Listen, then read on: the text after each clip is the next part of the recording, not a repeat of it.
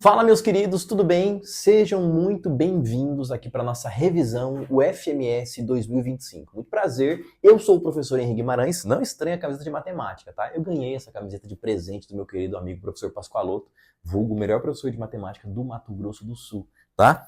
E basicamente, galera, eu quero fazer uma revisão com você e já digo o seguinte ponto, tá? Hoje nós vamos abordar algumas características sobre a prova da UFMS, tá? E para embasar essa nossa reflexão, eu quero te dizer que as nossas provas anteriores, né, o que a gente usa para analisar, tá, as provas que vão aparecer para você nesse ano, são provas que já aconteceram, tá? Acho nada melhor do que isso. E você pode encontrar todo esse material no nosso site. Então vai lá, pode digitar aqui e pegar debaixo do comentário, ou você vai lá no Google e digita colégioevora.com.br, que você já vai encontrar, tem lá no cantinho uma aba sobre provas anteriores, tá? Eu estou usando a prova 24 para a gente fazer uma revisão para 25, mas você também encontra outras revisões que esse mesmo que vos fala gravou, tá? Em outras edições, lá 2021, 2, 3, pode voltar aqui no nosso site, vai lá, tem a playlist bonitinha que você vai encontrar outras revisões que são bacanas para estudar também para a prova da UFMS, certo? Vou acompanhar com você aqui pelo meu celular. Mas antes de entrar nisso, eu quero definir algumas coisas com você, tá?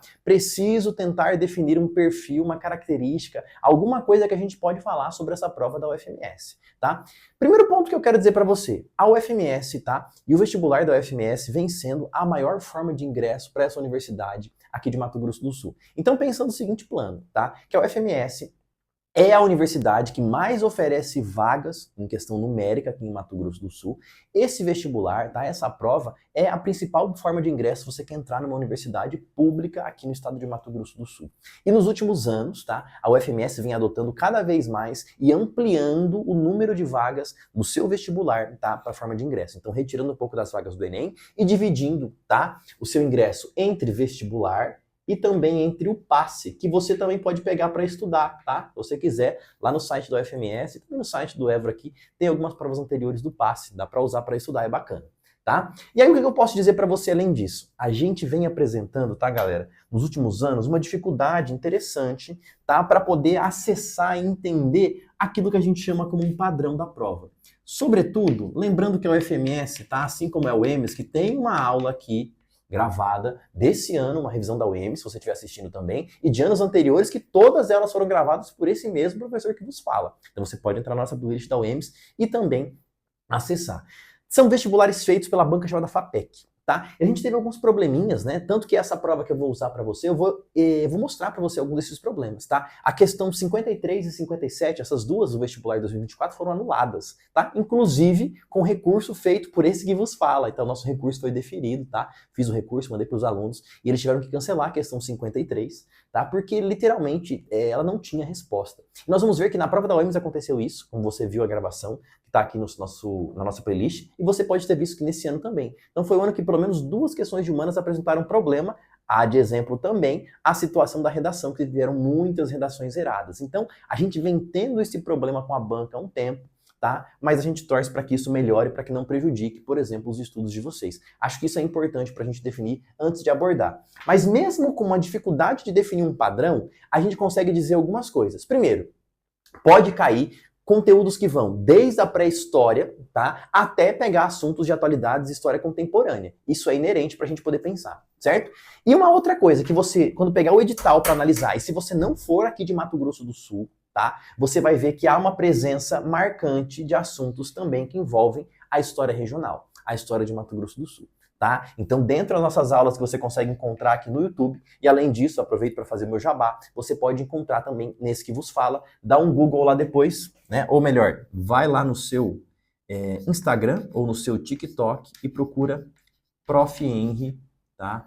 Guimarães. É o mesmo ID, tá? Para as duas redes sociais. E você vai encontrar, tá? Mais informações, por exemplo, sobre o nosso curso de História de Mato Grosso do Sul, que há 4 anos é o curso que mais aprova nos vestibulares aqui do Mato Grosso do Sul e do Brasil também. Então, para a gente poder analisar e pensar sobre isso, tá? A gente tem que dizer que há esses conteúdos específicos, tá? Por quê, galera? Porque você vem de fora, às vezes eu teve alunos de Goiânia, do Acre, né? A gente teve alunos, por exemplo, do interior de São Paulo, do Paraná, Santa Catarina, Rio Grande do Sul e outras regiões do Brasil, tá? Que chegaram aqui, aí cai uma questão e cala sobre rusga. Você nunca viu. Fala sobre monção e você nunca viu. Cai sobre fazenda Itamaraty, que eu vou mostrar para você hoje nessa aula. e também você nunca viu. Então é preciso ter em mente que não vai estar especificado lá no edital da prova, tá? Mas como é que vai cair uma coisa que não está no edital? Lembra que a história de Mato Grosso está dentro da história do Brasil? Então eles podem inserir, tá, assuntos específicos da prova se a gente for analisar por esse prisma. Então não dá para anular porque não estava no edital. Então tem que ficar esperto com esse ponto. Por isso que a gente trabalha e aprofunda, tá, questões sobre a história de Mato Grosso do Sul, porque julga importante. E porque, se você pegar as provas, né, desde o início ali, pegar anos 2018, 19, 20, 21, 22, 23, 24 e 25, que vai ser a próxima, aí existe a possibilidade de nós termos questões que envolvem a história de Mato Grosso do Sul. Tudo bem? Por isso que é importante a gente poder falar. Mas enfim, chega de conversa e vamos revisar. Eu quero começar com você fazendo a questão 53. Henry, você vai fazer a questão que você mesmo disse que foi anulada? Vou. Tá? Por quê? Porque eu quero ler para você e mostrar qual que é a incoerência que a gente apresentou nesse ano aqui à banca. Tá? Durante a colonização do Brasil, os confrontos com os indígenas eram periódicos, ou seja, aconteciam a todo momento, ocorrendo na colonização, no bandeirantismo e durante as missões jesuíticas. Com a falta de escravos, os senhores de engenho passaram a usar os indígenas no trabalho de dar propriedades açucareiras. A ordem jesuíta, por ter como objetivo a catequização dos indígenas, desagradava os colonos, que eram impedidos pelos missionários de escravizar os nativos. Qual era o nome dado ao indígena catequizado nas missões jesuíticas? Então ele está falando, por exemplo, sobre o processo, tá, de catequização. E aí ele está falando da questão do indígena. Qual que foi o problema? Ele já disse, e ele colocou aqui de maneira assim, ó, indígena, tá? E ele chamou de catequizado. Cara, por que essa questão foi anulada? E foi uma das justificativas que a gente apresentou no recurso para anular essa questão. Cara, ele acabou de falar no enunciado, tá? Indígena catequizado. Olha a alternativa de letra D. Catequizado. Indígena catequizado, qual é o nome dele? Catequizado. Ele mesmo respondeu a pergunta no enunciado, cara. Então, assim, por uma questão de analogia, de língua portuguesa, eu tive que definir isso, né, no nosso recurso, e isso que foi que interpelou a questão, já poderia ser catequizado. E se você olhar e pegar o dicionário de sinônimos da internet, por exemplo, catequizado, tá, pode ser sinônimo para cristianizado. Catequizado pode ser sinônimo também para aldeado. Cara, então poderia ser a letra A, a letra D e a letra E ao mesmo tempo, velho, para essa resposta. Então você tinha que ficar esperto a isso para poder entender, tá? Foi isso que a gente apresentou no recurso da questão e derrubou a questão e ela foi anulada. Aproveito para dizer isso para você porque a gente tem sempre essa demanda aqui com os meus alunos, tá? A gente busca trazer o ambiente do pré-vestibular para um ambiente cada vez mais humanizado. Então assim, cara, chegou numa questão como essa, você viu que muitas vezes não tem resposta ou tem mais de uma resposta, não pira, não fica gastando tempo com ela, parte para outra questão, tá? Porque se acontecer algum problema, você pode ficar bem tranquilo, porque meus alunos podem ficar bem tranquilos, porque eu vou lá, vou fazer o recurso, vou ajudar e vou dar todo o suporte para que a gente faça o quê? Derrube a questão se for necessário. Porque, de novo, era uma questão que não tinha resposta. Assim como a questão 57, que eu não vou fazer com você porque era de filosofia, né? Eu conseguiria fazer, pega uma parte de história, não tem problema, mas esse processo geraria algumas dúvidas aqui também, certo? Antes de fazer a próxima questão, né, eu quero avançar com você e dizer que faremos a questão 55, tá? Você pode acompanhar de novo, já disse a você, no nosso material. Quando eu pego e estou analisando, tá, a questão de número 55, essa questão deu muito o tom, tá, tanto a 53 e a 55 e as questões da UEMS sobre o que foram os vestibulares no ano de 2023 aqui em Mato Grosso do Sul, principalmente da UFMS e da UEMS, porque são feitos por uma mesma banca. As provas tinham muita cara e pareciam bastante com aquelas perguntinhas antigas do que a gente chamava de show do milhão. Por que um show do milhão da vida? Cara, a 53 foi nesse pique, as provas da UEMS foram nessa pegada, e a gente olha aqui, ó, a 55 vai ser assim também, tá? O território correspondente ao atual estado do Mato Grosso do Sul foi ocupado pelos portugueses após 1750, devido à assinatura de um tratado que determinava a posse da região por Portugal. Então ele disse a data e ele disse que existia um tratado que demonstrava, tá, a posse portuguesa. E aí ele fala para nós, a partir disso, várias expedições denominadas bandeiras desbravaram o território do estado, buscando principalmente riquezas minerais. E aí ele pergunta para nós qual que é o nome do tratado. Tá, cara, aqui não tem jeito, não é uma questão de Enem, é uma questão que o conteúdo te ajuda a pensar. É uma questão que basicamente você tem que acertar sabendo. Então, 1750 ele te deu a data, não tem outra possibilidade a não ser tratado de Madrid. Tá? Na alternativa, ele escreve Madrid com I. Eu prefiro a grafia Madrid com D no final, né? Assim como é. Mas enfim, tá certo, tá portuguesado. E ele dá para nós a resposta como letra A. Mas o nosso objetivo aqui não é só acertar a questão. Vamos aproveitar para poder revisar, né? Ele fala Tratado do Pantanal, não. Tratado Marcha para o Oeste, não. É um outro momento da história de Mato Grosso do Sul, tá? Tratado de Tordesilhas é 1500, é o 1492, melhor, 94, que é o contexto de ocupação do território americano, tá? E Marcha do Livre Comércio, não. Vamos aproveitar para dar uma revisadinha aqui, ó. Você acompanha comigo o que esse Tratado de Madrid fez basicamente, tá? É o tratado, tá? Que literalmente redefiniu, tá, as fronteiras entre Portugal e Espanha. Isso é muito importante você entender comigo, porque na prática, tá, meus queridos, quando a gente está falando de redefinir fronteiras, desse processo de ocupação, a questão ela fez você talvez um pouco se confundir se não soubesse, porque antes de acontecer essa redefinição de fronteiras, foi que teve, né, um processo que a gente chamou da ação, por exemplo, tá, da ação dos bandeirantes. Então, o bandeirantismo, ele vem antes e ele é uma das justificativas, sobretudo, tá, para ocorrer esse tratado. Tanto que um dos princípios que a gente pode destacar, tá, o princípio maior do que a gente chamou de Tratado de Madrid é uma ideia, tá, de uti possidetis. Ou seja, é um princípio de posse. Se eu tenho aquilo, né, é o termo do latim, se eu tenho aquele termo, se eu ocupo aquela região, logo eu a possuo. Esse é o princípio que garante, por exemplo, a ocupação de Madrid. Ou seja, esse tratado, junto com a Aliança Bandeirante, a gente pode ver esses exemplos, o que pode aparecer numa eventual prova para você, por exemplo, na seguinte situação, tá? A gente pode falar, tá, da construção de fortes coloniais, de ocupação. A gente pode falar, por exemplo, da formação, tá, de vilas, ou seja, cidades. A partir dessa ideia, nós temos o quê? O português ocupando territórios que anteriormente eram territórios espanhóis, e graças a esse processo, graças à posse desses territórios, ele garantiu que as fronteiras, tá, vamos dizer isso, esse processo claro, a gente teve um processo de alargamento ou de extensão, tá, das fronteiras. Ou seja, uma expansão da posse dos portugueses em território, tá, que anteriormente era território espanhol. Então, o que ele disse para nós, todo esse território de Mato Grosso do Sul era um território que anteriormente pertencia, literalmente, tá, à Espanha. E foi passado para quem? Foi passado, literalmente, para a posse portuguesa. Isso é importante de você entender quando a gente fala de Tratado de Madrid, tá? Para a gente finalizar essa questão e eu limpar o quadro, basicamente você tem a seguinte noção, tá? É o Tratado de Madrid que dá a cara, basicamente, do Brasil como ele é hoje, como um país grandão que ocupa boa parte do território, tá, da América do Sul. Tranquilos? Eu vou limpar esse quadro para a gente voltar e fazer mais algumas questões. Fica aí. Voltamos, quadro limpo, para a gente falar agora sobre a questão de número 59. Cara, é mais uma questão que mostra o que foi o vestibular da UFMS, tá, do ano passado e o que pode aparecer para nós, tá, em próximas edições. De novo, não vai aparecer para nós, não tem aparecido questões que são tão contextualizadas, questões que exigem para nós uma carga de interpretação de um texto.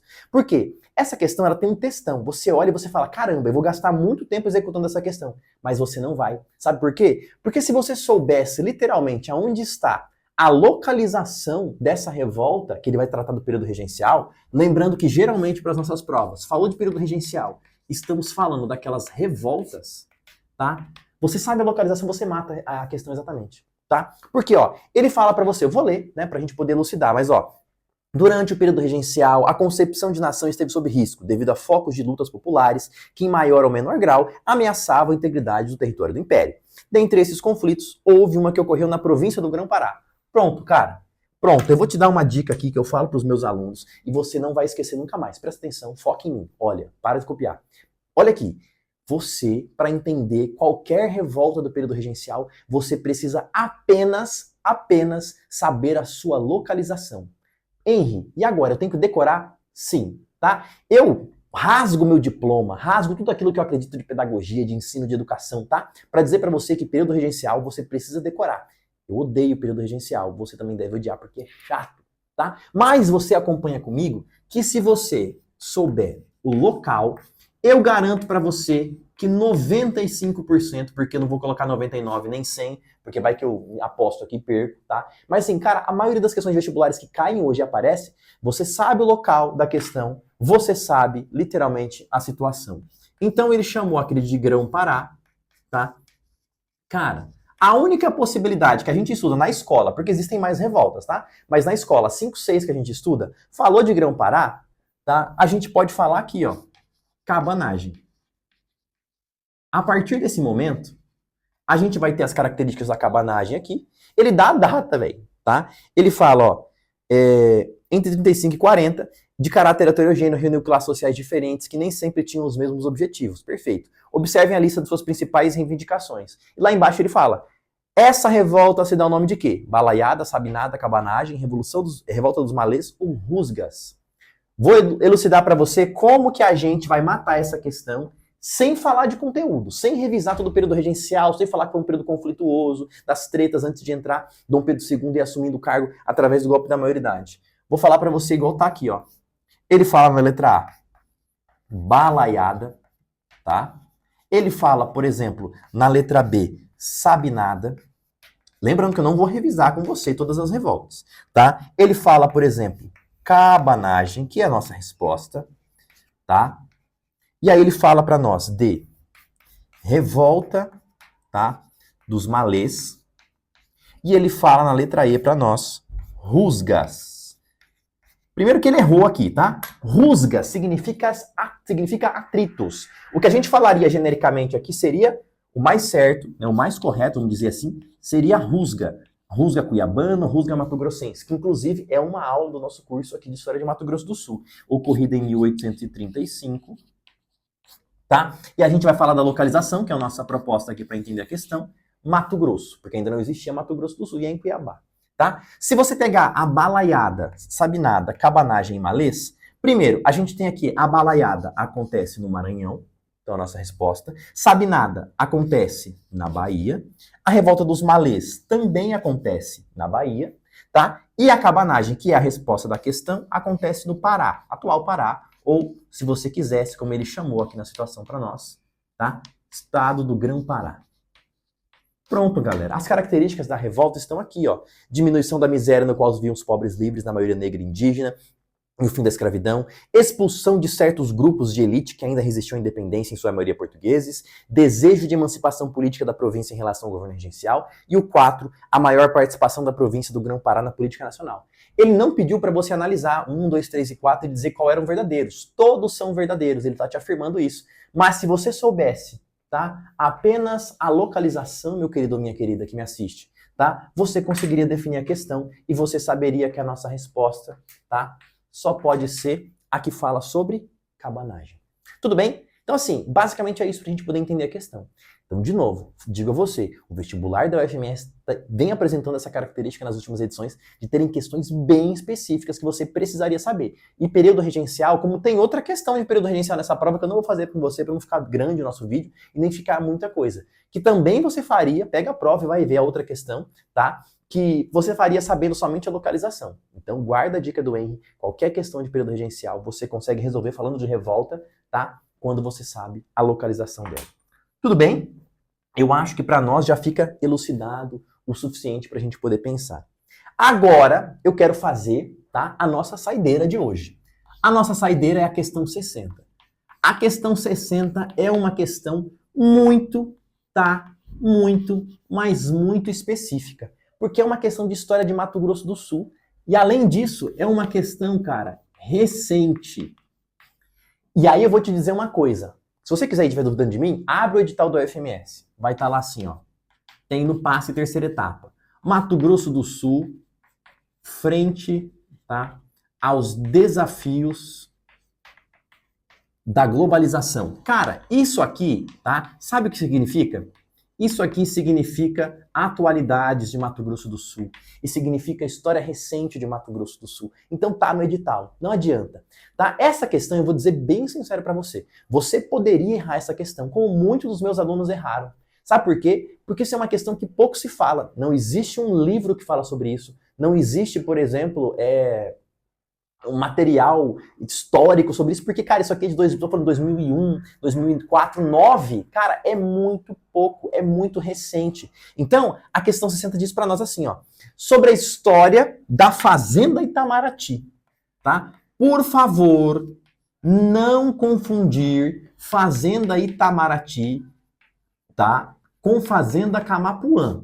Fazenda Camapuã, nós estamos falando de Monções Cuiabanas, que é uma outra história. Fazenda Itamaraty, ele trouxe a informação para nós que é uma região, tá, de Ponta Porã. Ponta Porã, uma cidade fronteiriça, tá, aqui de Mato Grosso do Sul. Vamos entender? E aí ele fala, na região de Ponta Porã, no estado do Mato Grosso do Sul, é correto afirmar que, letra A, se configurou como uma das pioneiras do período do ciclo da erva mate no século XIX, fazendo parte das empresas de Thomas Laranjeira. Não. Mas, Henrique, porra, a região de Ponta Porã era uma região que tinha ocupação e tinha erva mate e tal. Não. Mas a Fazenda Itamaraty vai se destacar para a produção de soja, tá? Tanto que o senhor, né, que era dono da Fazenda Itamaraty à época, tá? Um dos maiores produtores à época de soja, aqui da região de Mato Grosso do Sul, né? O senhor, vamos lembrar o nome dele, depois você pode dar um Google para copiar, tá? Vou escrever certinho aqui, ó. Olacir de Moraes, que foi à época um dos maiores latifundiários do Brasil, ele foi considerado até mesmo na sua época uma ideia de um rei da soja. Hoje, como a soja já se difundiu, nós temos ela com uma produção muito forte em Mato Grosso do Sul, já apareceu outros reis da soja, como o Brauro Maggi, né? Também você deve conhecer, talvez. Mas na prática, tá, meus queridos, quando a gente está falando desse processo, a gente tem que entender que, assim, a época foi referência e foi uma das principais situações para a gente poder entender como produtora de soja. Qual que é o resumo da história para eu contar para você? A gente vai chegar à nossa resposta praticamente. A Fazenda Itamaraty era uma fazenda com muita extensão territorial, mais de 8.000 hectares. Isso é muito grande, é um latifúndio, tá? Nessa região de Ponta Porã, uma região estratégica por ser uma região de fronteira com o Paraguai, aonde há, por exemplo, a grande circulação do tráfico de drogas, tráfico de armas, né? Até mesmo outros problemas fronteiriços que a gente sabe que existem no Brasil, tanto aqui no Mato Grosso do Sul, com a fronteira do Paraguai, quanto a fronteira com a Bolívia. Mas essa fazenda, né, ela foi literalmente sofrer um processo de desapropriação. O que é isso, Henry? É uma fazenda que em determinado momento, tá? Os negócios do senhor Olacir foram caindo um pouco, né? Foram diminuindo. Algumas partes dessa fazenda foram deixando de ficar produtivas e pelo Estatuto da Terra, que está na Constituição Federal do Brasil, terras que estão, né, não estão cumprindo a sua função social, podem ser ocupadas, tá? E essas terras, melhor, devem ser ocupadas, compradas pela União, e aí a União redistribui essas terras e faz um processo que a gente chama de reforma agrária. Então, foi um processo pioneiro, inclusive, aqui de Mato Grosso do Sul, e foi a maior iniciativa de reforma agrária que a gente teve nos últimos anos, quiçá, posso dizer para você com certeza, a maior das iniciativas de reforma agrária do século XXI, tá? Aqui no estado brasileiro, não só no estado de Mato Grosso do Sul. Então, esse processo foi o quê? A terra ficou sem uso, tá? Porque os negócios do senhor Olacir foram decaindo, né? Ele deixou de ser o rei da soja, vamos dizer assim, para resumir a nossa história. O Estado comprou essa terra e fez reforma agrária, tá? Principalmente, você pode lembrar que existe um movimento social que volta e meia cai nos vestibulares, aí que é o maior movimento social em relação à luta pela terra, chamado MST, tá? Que atuou sobre isso aqui, e eles assentaram as famílias. Sabe qual que é o problema? Foi mal feito esse processo. Agora sou eu que estou dizendo, tá? Espero que não leve um processo do INCRA aqui, mas na prática o que acontece? O processo foi mal feito por quê? Não deram assistência suficiente para a galera que recebeu essas terras, que em geral são pessoas que não têm acesso à terra e não têm grana, e aí muitas vezes essas pessoas que não têm acesso à terra e não têm grana, elas não recebem o título de propriedade da terra. Enquanto elas não recebem o título, tá só um título de ocupação ali, eles não podem vender. Mas aí muitas vezes eles arrendam essas terras de maneira irregular. Arrenda para, por exemplo, outros fazendeiros, outros latifundiários que arrendam a terra, crescem mais ainda os seus latifúndios, e aí você literalmente destruiu aquilo que era o princípio básico aqui, que era fazer uma reforma agrária para que tenhamos pequenos proprietários produzindo coisas geralmente para o mercado interno, tá? Para facilitar a dinâmica das cidades, então produzindo, sei lá, leite, derivados, produzindo verduras, produzindo hortaliças, produzindo coisas que literalmente as pessoas comem, e não só soja, porque a soja a gente come de maneira indireta. Quem se alimenta de soja, por exemplo, somos o gado. O gado se alimenta de soja e depois, literalmente, a gente vai se alimentar do gado. Só para a gente ter essa noção. Então, como foi um processo que não deu tão certo assim, muitos acabaram tendo que vender as terras, outras pessoas, além de vender, alugaram para grandes latifundiários, mas ainda existe, tá? Em Mato Grosso do Sul, você pode dar um Google de novo, tá? Hoje é um distrito do município, tá? De Ponta Porã, Nova Itamaraty. É uma região que até mesmo em alguns pontos ganhou uma cara, vamos dizer assim, mais urbana também nesse processo. Só que assim, esse é o problema. Vamos ver? B. Se tratou de uma das maiores propriedades rurais do Brasil no século XX, focada sobretudo na pecuária, não é soja, chegando a alçar o Centro-Oeste como principal polo do ramo no país, mas viu as finanças declinarem com a instituição do Plano Cruzado na época de 80. Não. Na prática, o senhor Olacir aqui perdeu muito dos seus recursos, tá? Na época do Plano Real. Tá? Na transição do plano Collor, do governo Collor, pro nosso querido governo ali Itamar, onde a gente vai ter o plano real, e aí as finanças dele, antes de chegar ao plano real, degringolam um pouco, por isso deixou de ser tão produtiva, tá? E era soja. C. Acabou desapropriada no final do século XX por interesses governamentais para a transformação da área de controle fronteiriço das Forças Armadas. Não, tá? Por que não? Aqui, cara, aqui foi pegadinha, sacanagem. Se você pesquisar, você vai ver que na letra D, na letra C, perdão, não é das Forças Armadas, seria da Força Nacional. Ô, Henrique, zoeira, tá? A Força Nacional pegou e usou, porque essa fazenda tinha hangares, né, de lugar de guardar avião, porque o proprietário tinha pista de pouso. Então a Força Nacional usou aquilo ali como uma base para combater tráfico de drogas, tráfico de armas e patrulhamento da fronteira. Lembrando que a Força Nacional é uma força que vai trabalhar de maneira conjunta várias polícias aí, Rodoviária Federal, Polícia Civil, Polícia Penal, Polícia Militar, bombeiros militares, tá? Entre outras forças armadas também, como o Exército, a Marinha e a Aeronáutica, podem ser usados em casos específicos, no patrulhamento de fronteiras, contenção de alguns eventos, por exemplo, atuação em grandes eventos, como, sei lá, a gente vai ter agora a COP, como a gente vai ter, por exemplo, a Rio+20 teve, na verdade, né? Como a gente teve Olimpíadas, teve Copa do Mundo, a Força Nacional se une, né, para poder fazer grandes eventos assim. Enfim. Ele diz, ainda, na letra D, ainda é um grande centro agropecuário de Mato Grosso do Sul, direcionado à soja e ao curtume. Curtume é para pegar couro, né, e curtir o couro para fazer o couro para comercializar. E aí ele fala, sendo propriedade privada com fins lucrativos. Não, porque ela foi destinada à reforma agrária. E, além da produção de grãos, foi um centro de pesquisa agrícola do Cerrado, tá? Sobretudo pela Embrapa, e acabando por ser adquirida pela União e incorporada ao INCRA. INCRA, vamos lembrar, tá? É o instituto responsável, o Instituto Nacional pela Reforma Agrária, tá?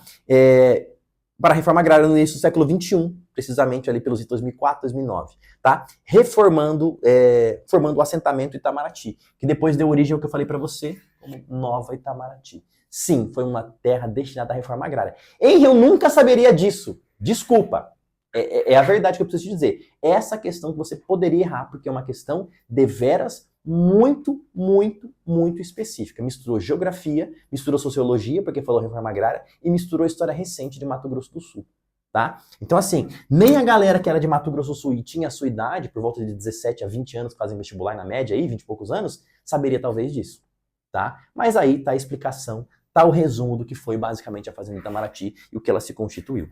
Certo, galera? Bom, eu espero que esses exercícios curtos aqui que a gente resolveu e conseguiu abordar com você sirva para poder te auxiliar nos estudos. Procurem as provas, façam, né? E vejam esses vestibulares antigos para a gente servir de base e entender. Desejo uma ótima prova da UFMS para você e eu espero de coração que essa revisão tenha sido um verdadeiro acontecimento histórico na sua vida. Um grande beijo e até as próximas.